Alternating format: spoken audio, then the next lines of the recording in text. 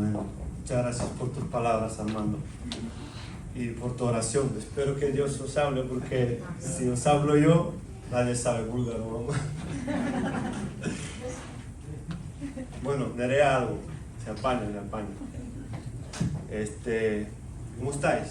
Bien. Espero que con expectativas. Yo sé que de la reunión muchas veces salimos del culto pues de alguna o de otra manera, pero yo sé que Dios siempre habla, y aunque yo os diga algunas cosas, pues a veces Dios habla otras cosas, pero siempre en su voluntad. Y bueno, mi oración fue que Dios, que no sea yo, que seas tú, porque yo como persona poco puedo dar, pero sí que os puedo contar lo que Dios hace en mi vida y lo que me gustaría que hagan entre nosotros.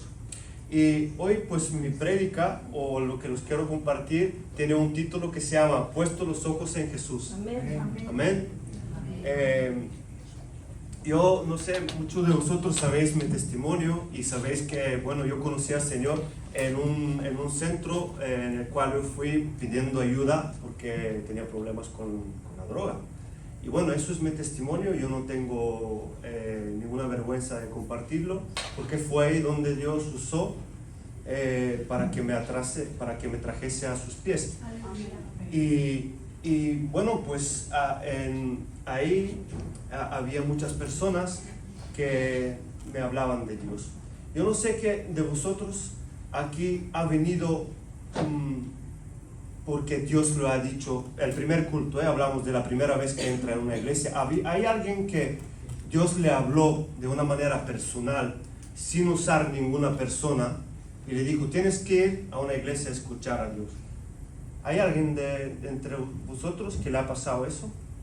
¿O mayoría somos personas que de alguna manera alguien, un hermano, un familiar, un amigo nos habló de Dios?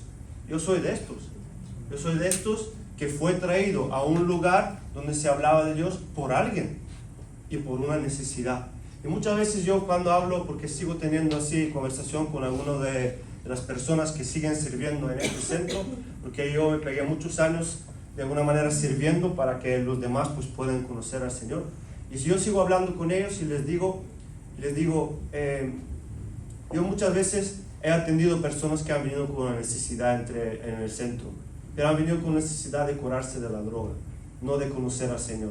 Y yo aquí en la iglesia veo gente que tiene necesidad de venir y de conocer al Señor, de escuchar de Dios. Y eso a mí me llena, me alegra, me anima, porque no es siempre, bueno, pues me encuentro en una situación que no puedo salir, pues voy a buscar a Dios. No, muchas veces estamos porque sabemos que tenemos necesidad de Dios. Y qué importante es lo que os voy a leer. En Hebreos capítulo 12, si me queréis acompañar. En el libro de Hebreos capítulo 12.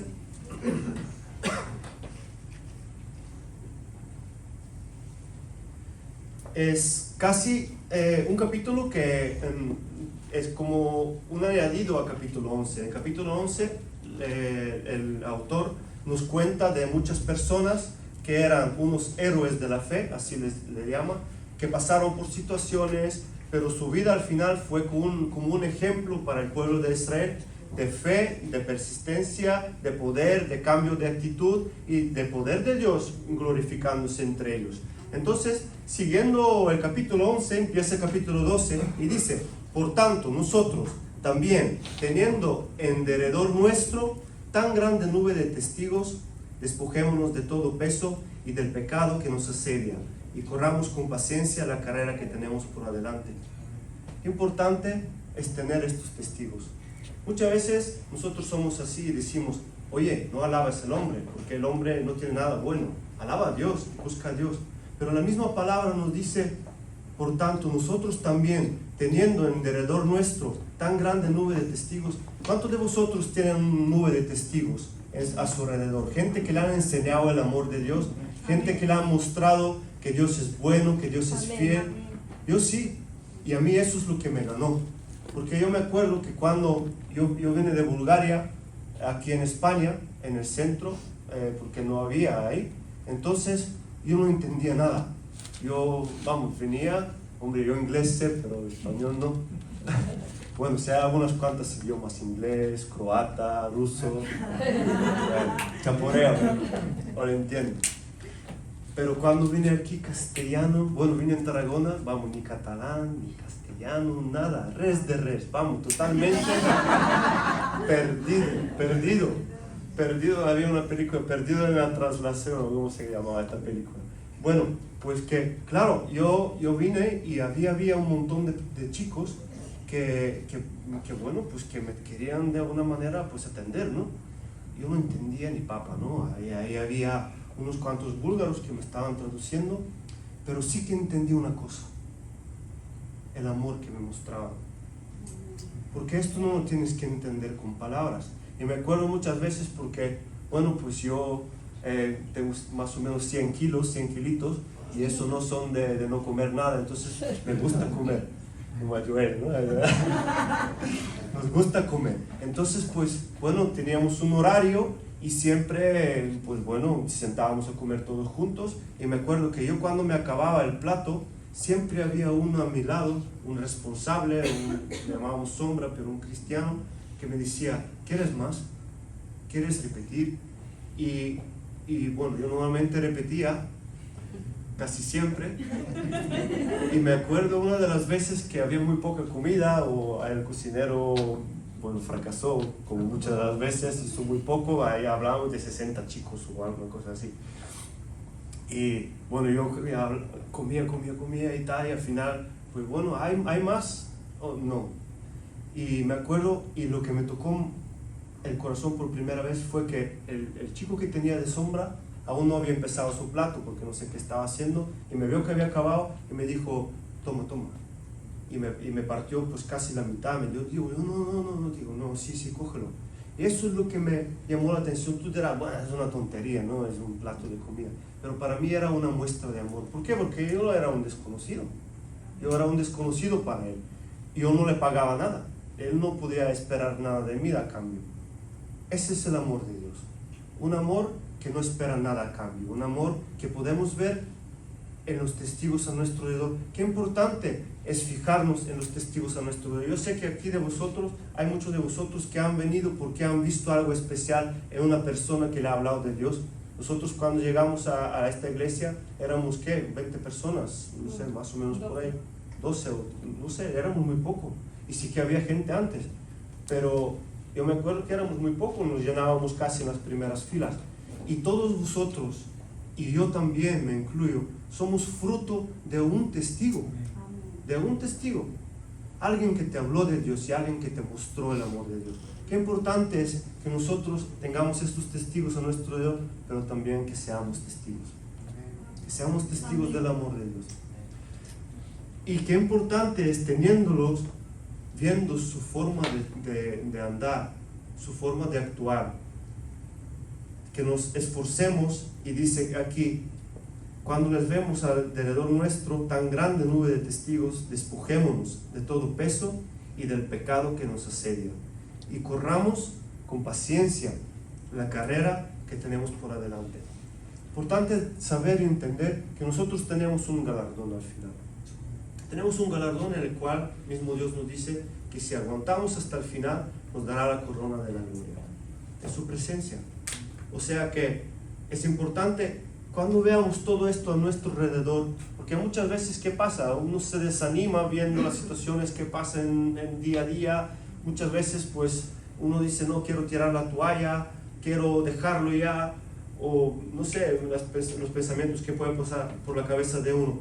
Sin embargo, aquí Dios nos dice, no te preocupes, que no estás solo. Si tú sufres, el otro también lo sufre.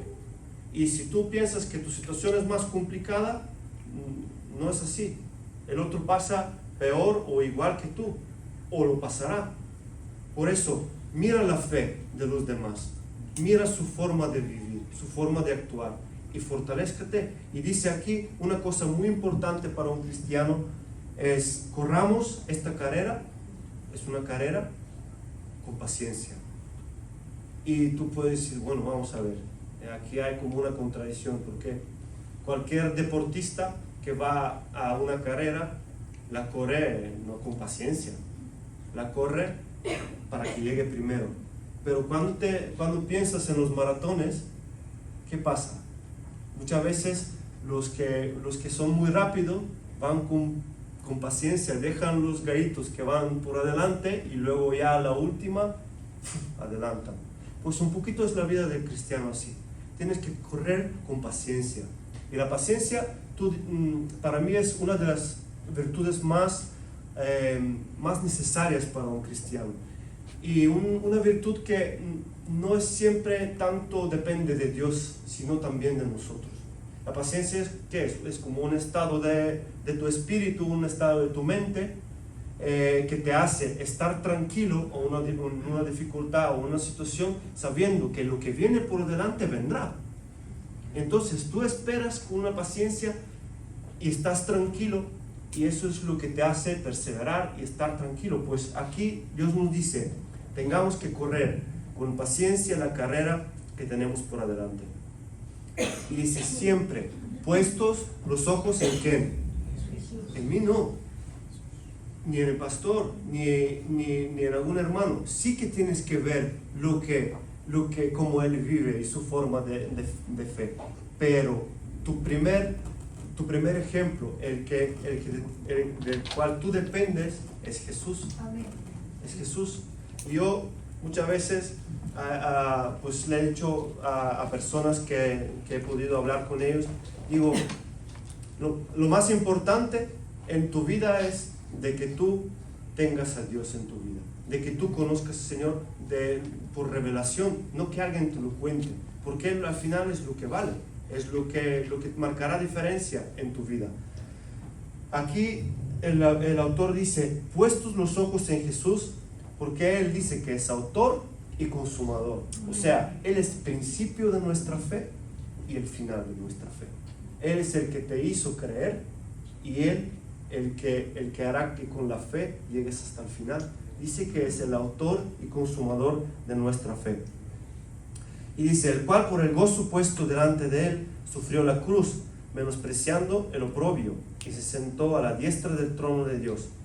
Considerad a aquel que sufrió tal contradicción de pecadores contra sí mismo, para que vuestro ánimo no se canse hasta desmayar, porque aún no habéis resistido hasta la sangre combatiendo contra el pecado, y habéis olvidado la exhortación como a hijos se os dirige diciendo, hijo mío, no menosprecies la disciplina del Señor, ni desmayes cuando eres reprendido por Él. Aquí el autor nos dice que, mira, nosotros tenemos el mejor ejemplo. El ejemplo de Jesús es que él sufrió hasta el final, aunque no tenía que hacerlo, y Él tenía una meta en el cual miraba y decía, pues mira, su meta era de dar su vida por todos unos de nosotros, cada uno de nosotros, y sentarse a la diestra del Padre. Dice que Él llegó hasta el final sin abrir su boca. ¿Y por qué lo hizo? Porque sabía el galardón. Podía decir, pero Dios, ¿por qué me has mandado aquí? Que yo no tengo que morir, yo no soy culpable, mira a estos pecadores y tal y cual. Pero Él nunca lo hizo. Dice la palabra que llegó como un cordero, sin abrir su boca, para ti, para mí. Y al final Dios le exaltó hasta lo más alto, porque cumplió con el propósito. Amén. Y tú dices, oye, miren, pero es Dios, yo soy una persona. Sí, Él sabe que tú eres una persona. Conoce cada cosita en tu corazón. Conoce hasta los pelos en tu cabeza, aunque no te queden, ¿no? Sí, por la mañana estoy yo así dándole desde atrás para adelante. Pero aún estos que se cayeron, Dios les conoce. Y Él sabe todo lo que hay dentro de ti. Conoce cada cosita en tu corazón. Y Él sabe muy bien las dificultades que tú pasas, porque muchas veces nosotros nos quejamos y decimos, bueno, Dios, ¿por qué a mí? ¿Por qué yo? Dice, aquí la palabra nos anima de que no nos desanimemos, de que sigamos firme en adelante. Y dice que no habéis resistido aún, dice hasta la sangre combatiendo con el pecado. Fíjate de qué manera pues nos exhorta, nos anima el autor. Y dice, hijo mío, no menosprecies la disciplina del Señor, ni desmayes cuando eres reprendido por Él. La disciplina es parte de del crecimiento. Es una cosa que no es mala. Muchas veces nuestro orgullo no nos deja, pero es una cosa buena. Tenemos que entender que la disciplina es algo que Dios nos disciplina para que podamos, nos dice aquí la palabra, para que podamos ser hijos y no hijos bastardos. Y yo te pregunto como padre, ¿por qué disciplinas tú a tu hijo? ¿No es porque le quieres? Nosotros disciplinamos nuestras hijas y fíjate, a mí me cuesta mucho más que a ellas, porque aunque ellas lloran con lágrimas, yo lloro en mi corazón, pero sé que es bueno. Sin embargo, aquí nos dice que si tú no participas en la misma disciplina, puedes ser hijo bastardo. Entonces, si por ejemplo tú eres padre, a que nunca disciplinas un hijo que no es tuyo de la misma manera como tu hijo, ¿no? Nunca te permites hablar de la misma manera del hijo de alguien que si no es tuyo. Si en tu vida no hay una disciplina parecida a los demás por parte de Dios, y aquí hablamos, no, tienes que estar en la esquina y no hablar con este y con otro, no hablamos de eso, hablamos de la disciplina del pecado, de que Dios nos muestre qué es la vida en santidad y qué es lo que no tenemos que hacer, porque si Dios nos dice, puesto los ojos en Jesús, que es el autor y consumador de nuestra fe, eso significa que tenemos que quitar nuestros ojos ¿de qué? Del mundo, ¿sí o no? Es así. Dios nos dice, pon los ojos en Jesús y sigue adelante, pero eso tiene que ver con, si tú pones tu mirada en un punto que es tu meta, no tienes que estar mirando en los otros lados, ¿no? Muchas veces se da este ejemplo con el labrador, ¿no? Se dice, que labra la tierra, el labrador, no el perro, ¿no? El labrador. En los tiempos antiguos, lo siento, doy unas patadas al castellano a veces. Bueno, en los tiempos antiguos iba el buey, o en mi país iban con burros. Entonces el que labraba la tierra tenía que tener un punto lejano al final de su tierra, en el cual dirigía, ¿no? Entonces él tenía que estar puesto los ojos en el punto y tirar y dirigir el buey o el burro o el caballo o lo que sea, para que la fila que estaba labrando sea recta. No, tenía que ser recta. Entonces tú imagínate el labrador labrando la tierra y mirando para atrás. ¿Qué puede pasar?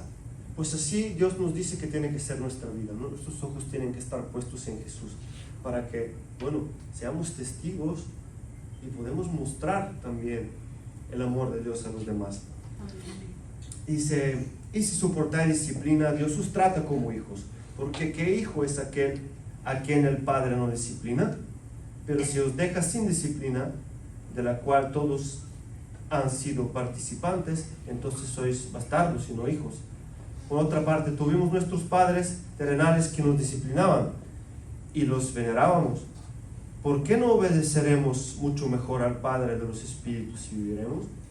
Mi pregunta es, y ya creo que es hacia todos, ¿cuántos de vosotros han llorado en la presencia del Señor? Amén. Con lágrimas. Amén. Yo soy el primero, y mira que me cuesta, pero lloro en la presencia del Señor. ¿Y cuántos de vosotros después de llorar se han quedado tristes en la presencia del Señor? Yo no. Muchas de las veces, casi siempre, cuando me he quebrantado por algo o porque Dios me ha querido quebrantar, ha venido luego el gozo y la paz. Aunque no ha venido, a veces no viene gozo porque puede ser una situación complicada, pero sí la paz. Y eso es lo importante, porque Dios es el que nos da esta paz, que es tan importante para nosotros. Y dice, y aquellos ciertamente por pocos días nos disciplinaban como a ellos les parecía, pero para lo que nos es provechoso, para que participemos en su santidad. Es verdad que ninguna disciplina presente parece ser causa de gozo, sino de tristeza, pero después da fruto apacible de justicia a los que en ella han sido ejercitados. Si os pediré que me acompañéis en el Evangelio de Mateo, capítulo 14.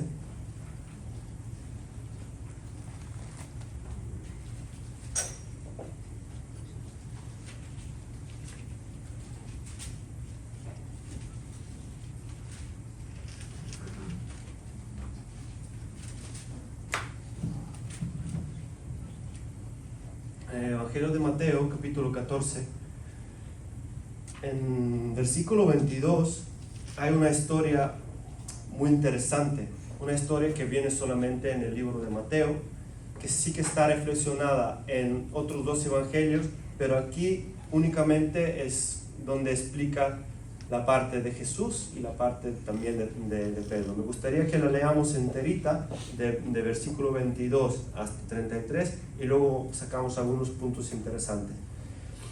Enseguida Jesús hizo a sus discípulos, acordaos de esta palabra, Jesús hizo a sus discípulos entrar en la barca e ir delante de él a la otra ribera, entre tanto que él despedía a la multitud. Hablamos de un lago muy grande que le llamaban Mar de Galilea, un lago enorme. Despedida la multitud, subió al monte a orar aparte, y cuando llegó la noche, estaba ahí solo. Y ya la barca estaba en medio del mar, azotada por las olas, porque el viento era contrario. Mas a la cuarta vigilia de la noche, Jesús vino a ellos andando sobre el mar. Y los discípulos, viéndole andar sobre el mar, se turbaron, diciendo, ¡un fantasma! Y dieron voces de miedo.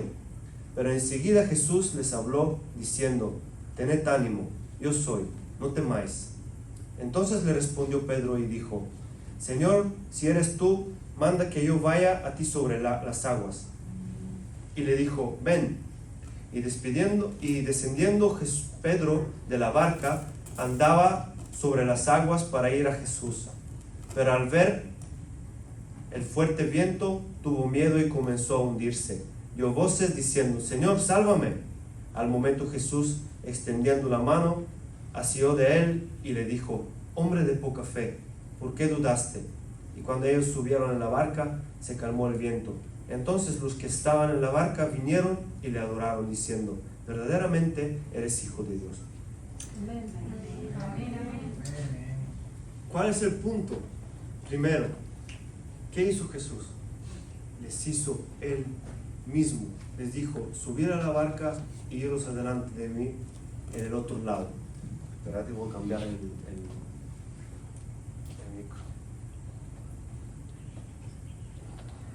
Bueno, mejor creo. Él cogió y les dijo, iros en el otro lado. ¿Cuántos discípulos eran? ¿Cuántos? ¿5? ¿6? 12, ¿no? Eran 12, Era un barco, Y eso hay que aprenderlo, cuántos discípulos son. Y los hombres, vamos, hay que saberlos de memoria. Bueno, los pastores no están.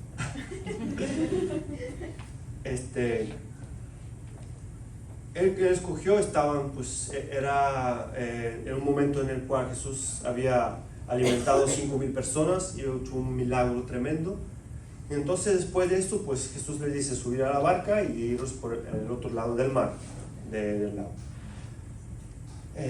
Jesús despide a la multitud y sube al monte, como lo solía hacer, a orar aparte. Y cuando llega la noche, estaba ahí solo. Y a la barca estaba en medio del mar, azotada por las olas, porque el viento era contrario. Claro, ponte en lugar de ellos, porque es que no les manda, ni siquiera ellos van por su cuenta. Jesús les manda ahí. Jesús les dice, vete, iros ahí en el otro lado. Eso es un punto muy importante, porque muchas veces nosotros esperamos, tenemos una espera de Dios, que todo lo que Dios nos diga y nos mande va a ser rosas, un camino de rosas, un camino fácil, y no es así. A veces Dios nos pone en dificultades o nos manda pasar por dificultades sabiendo cuál será el final de ellas, porque quiere que nuestra fe sea probada.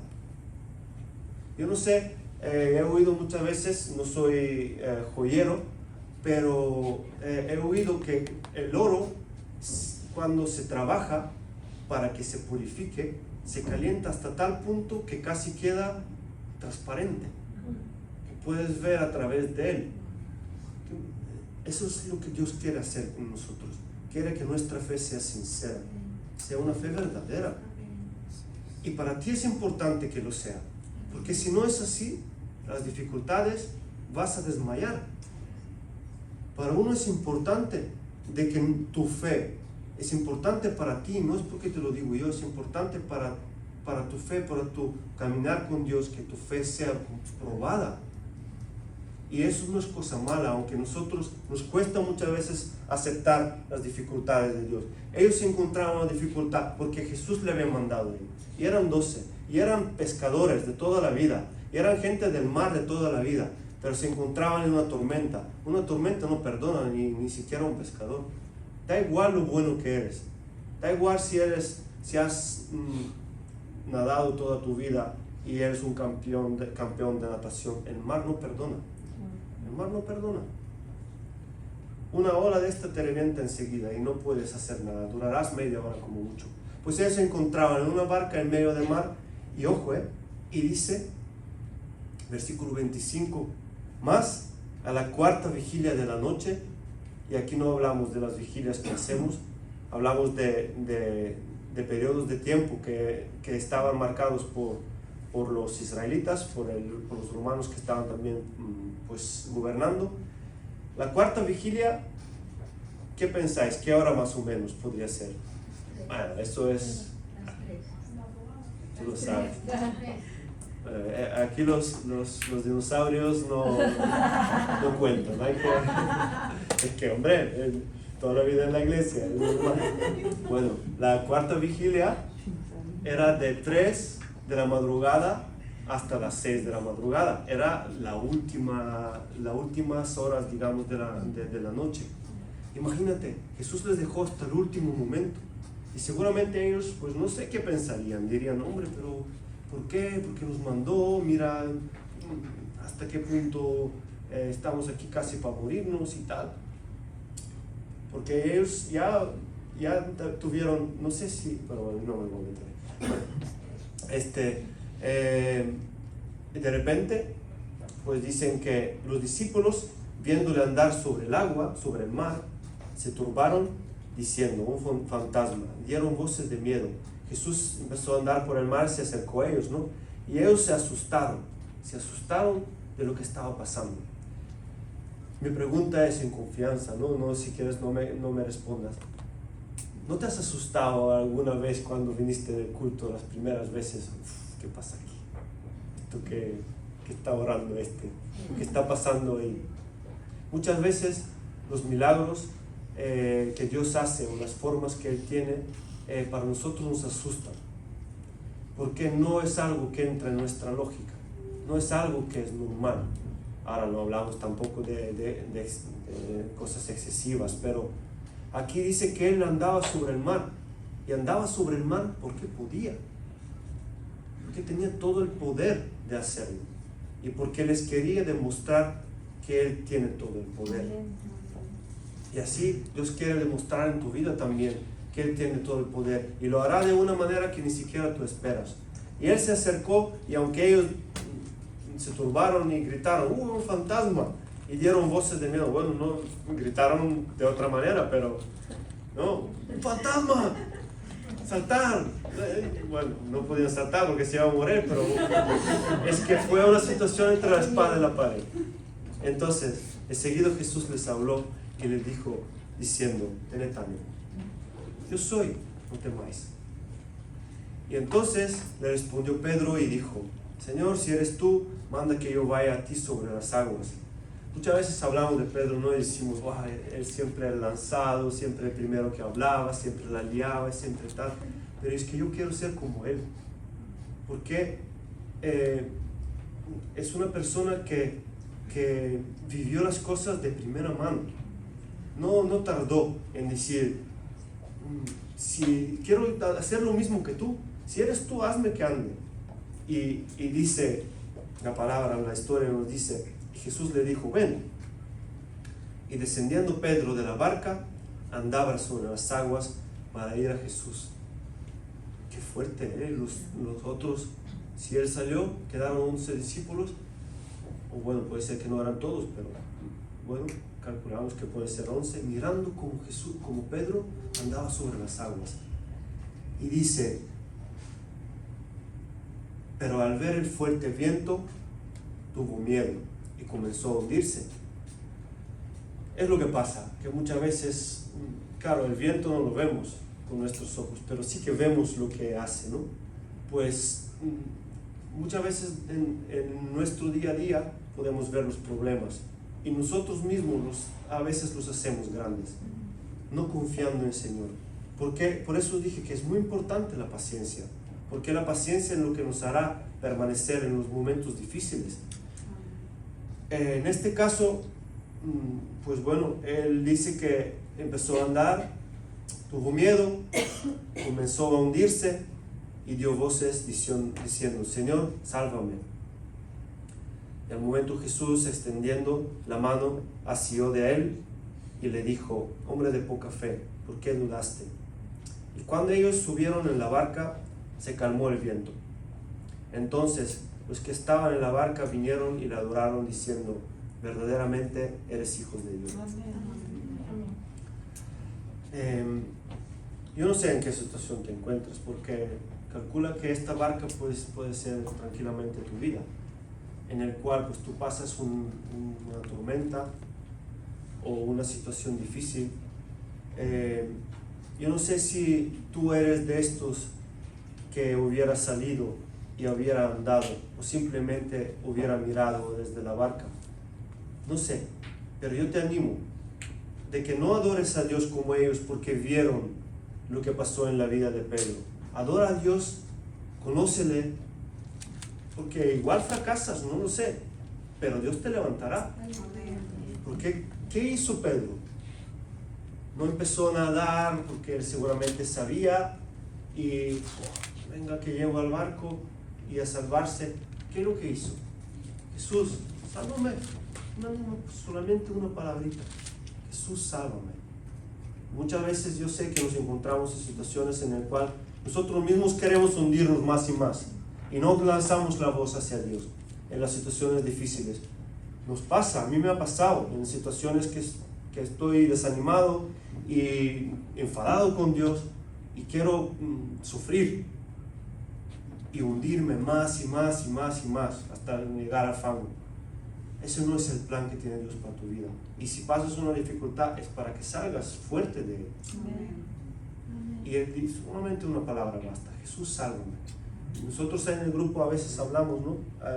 Otra vez hablábamos, el grupo de hogar que tenemos, que bueno, que simplemente es cuestión de actitud en situaciones difíciles. Hablábamos del poder de la alabanza en aquella vez, que si estás tentado en alguna situación, prueba a cantar una alabanza a Dios y ponerte a adorar. Yo te digo que sales de esta situación vencedor. Ahora, si tú quieres hacerlo es otra cosa, pero no digas que no se puede, porque es que no depende de ti, no depende de mí, depende de Jesús, depende de Dios. Y en esta situación, o podía él solo intentar salvarse, o simplemente decir, sálvame, Señor, sálvame. Y no sé en qué situación estás hoy, pero si estás en una situación complicada, solamente te falta una palabra, sálvame, Señor. Amén, aleluya. Y él te saca. Da igual si pesas 100, 150, 200 o lo que haga falta. Dios tiene todo el poder de hacerlo. En cualquier momento, en cualquier situación. Y claro, y este martes hablábamos que, bueno, nos compartió Miriam, que muchas veces antes de que ocurra el milagro hay un silencio, ¿no? Hay un silencio que, bueno, un silencio puede ser pequeñito o largo, que en el cual pues estamos en espera. Pero a veces también hay un silencio después de que llegue el milagro. Un milagro tan fuerte que dice, cuando ellos subieron en la barca se calmó el viento. Un silencio de parte de Dios, una tranquilidad, una paz, porque sabían que tenían ya Dios en su barca, tenían Jesús en su barca, no tenían miedo, no tenían miedo. Si Jesús está en tu vida, si tú tienes hoy Jesús en tu vida, no temas, no temas. Vas a tener todo el poder para hacer lo que de ti depende. Y dice que ellos, los que estaban en la barca, vinieron y le adoraron, diciendo, verdaderamente eres hijo de Dios. Pero aunque ellos pues de alguna manera eran como unos espectadores, que también es bueno, ¿no? En el cual pues pudieron ver el milagro y adorar a Dios, yo me quedo con la parte de Pedro. Aunque él seguramente su corazón se sentía, puede ser fracasado, porque Jesús le dijo, hombre de poca fe. Pero aunque él tenía poca fe, tenía un poquito más que los demás. ¿Estás de acuerdo conmigo? Pienso yo. Tampoco le quiero decir lo que ha vivido. Pero él tenía este deseo de vivir las cosas de Dios, de tener experiencia con Jesús. Experiencias que son sobrenaturales. Y hoy lo puedes tener. El Dios que tenemos es un Dios de milagros, es un Dios sobrenatural que sigue trabajando en el día de hoy. Y yendo ya para concluir y acabar, si me quieres acompañar en el libro de Colosenses, en capítulo 3,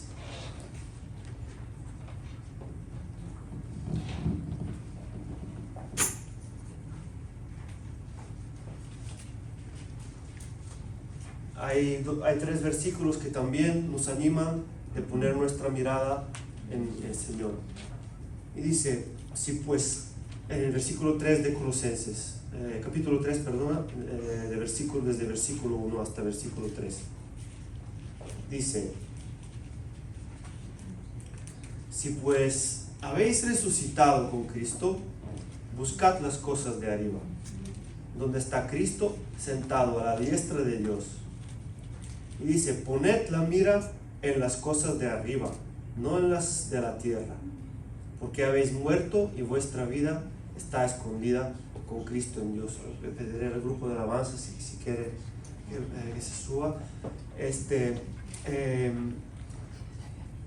Yo no sé en la situación que puede ser que Dios te encontró a ti.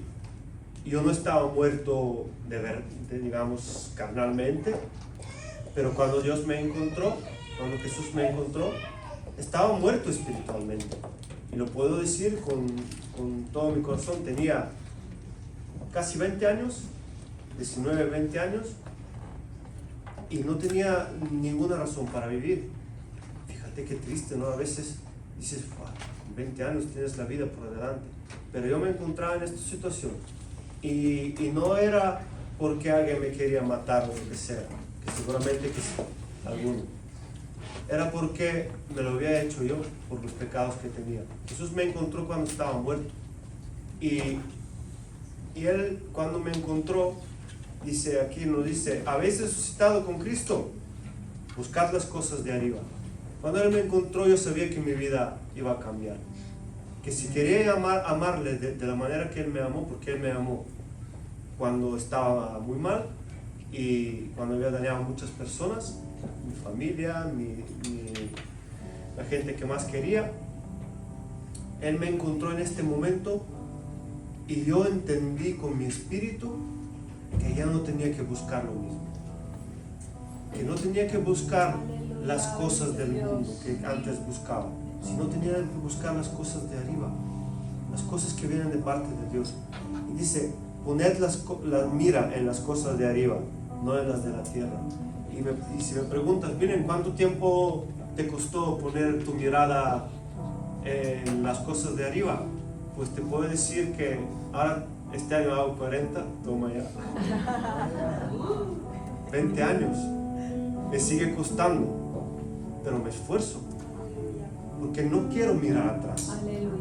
Quiero mirar adelante, mirar a Jesús. Y yo, bueno, no tengo mucha experiencia en Dios, tengo solamente 20 años, puede ser que hay mucha gente que vive mucho más años, pero yo te puedo decir que para mis 20 años en Dios, no cambiaría en ningún momentito de mi vida, ninguno. Ay, qué vida más triste, no hay discoteca, ni te vas bueno, no van a entrar en cositas, pero dejé todo lo que antes me movía, todo lo que para mí era lo más importante, y seguí una vida que puede ser que para algunos pues una vida triste, ¿no? Es una vida llena de valor, una vida llena de pasión, una vida llena de cosas nuevas, de experiencia, cosas que yo sé que nunca me hubieran pasado que si yo no lo hubiera conocido a él. Y también gente que conozco en el día de hoy, gente de verdad, con valores. Gracias por estar aquí y por de alguna manera formar parte de mi vida y de la vida de mi familia.